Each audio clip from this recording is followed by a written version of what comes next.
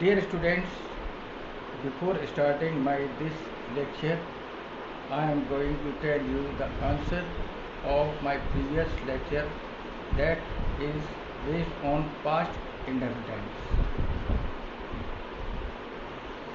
The first sentence is everyone was focusing on the target. Change into past indefinite tense. The answer is everyone focused on the target. Second sentence, she cleaned the room in the morning. Use when and rewrite the sentence. Answer is when did she clean the room?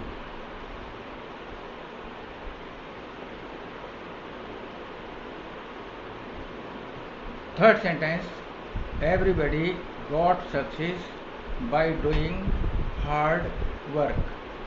Use how and rewrite the sentence. Answer is how did everybody get success? Sentence number 4, 10 singers were singing national song. Change into past indefinite interrogative sentence using how many. The answer is how many singers sang national song? Question mark. Sentence 5, servant did the work carefully. Change into interrogative negative sentence. Answer is did servant not do the work carefully? Question mark.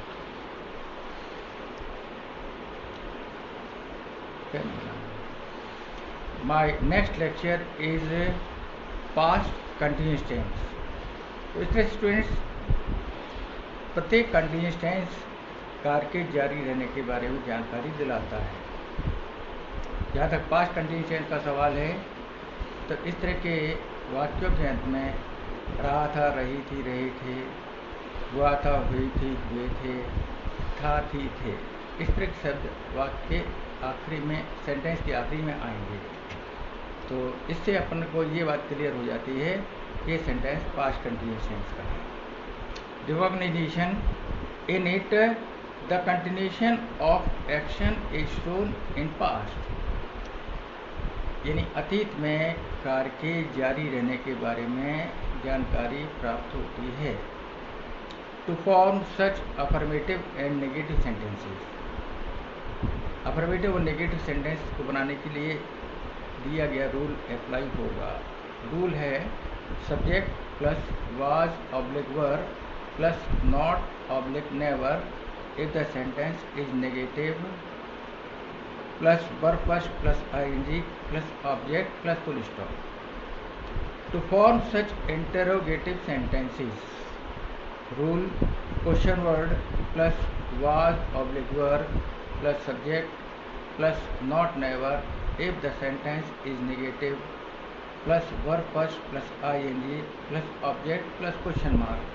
तो इस तरह से students आपको ये rule को पहले अच्छे से दिमाग में सेट करना है, तभी आप सेंटेंस को बनाने के लिए बढ़ेंगे। Here now I am going to tell you the use of was and were। आपको वॉज और कहाँ यूज़ करना है यह हम आपको बता रहे हैं। Was I, he, she, it and singular number subject. Was का use I, he, she, it और सिंगुलर नंबर सब्जेक्ट के साथ किया जाना है। Were we, you, they and plural number subject. Were का यूज़ बी, यू, दे और प्लूरल नंबर सब्जेक्ट के साथ में करना है। तो इस चीज़ को स्टूडेंट्स बड़ी सावधानी से दिमाग में सेट कर लेना, क्योंकि ये मिस्टेक्स हो जाया करती हैं, कहाँ होती हैं ये आप खुद जानते हैं। तो इसलिए आपको you should be very careful and aware when you are going to use was and were. Here are some examples that I am going to read one by one. My first example is driver was not driving vehicle out of control. Driver वाहन को नियंत्रण के बाहर नहीं चला रहा था। Second sentence, were students decorating the hall for the cultural program? Question mark. क्या विद्यार्थी हॉल को सांस्कृतिक कार्यक्रम के लिए सजा रहे थे? Third sentence, where was she looking for her lost necklace? वह अपने खोए हुए हार को कहाँ ढूंढ रही थी? Fourth sentence, what were they thinking to solve that problem? वे उस समस्या को हल करने के लिए क्या सोच रहे थे? Fifth sentence, devotees were listening to the preaching of the saint attentively. Devotees का तात्पर्य होता है भक्तगण, और सेंट का मतलब होता है संत, महात्मा। अटेंटिवली ध्यानपूर्वक, और प्रीचिंग कहलाते हैं धार्मिक उपदेश। तो इस तरह से सेंटेंस का अर्थ है भक्तगण संत के धार्मिक उपदेश को ध्यानपूर्वक सुन रहे थे। तो इस तरह से आपको ये सेंटेंस एग्जाम्पल के रूप में है।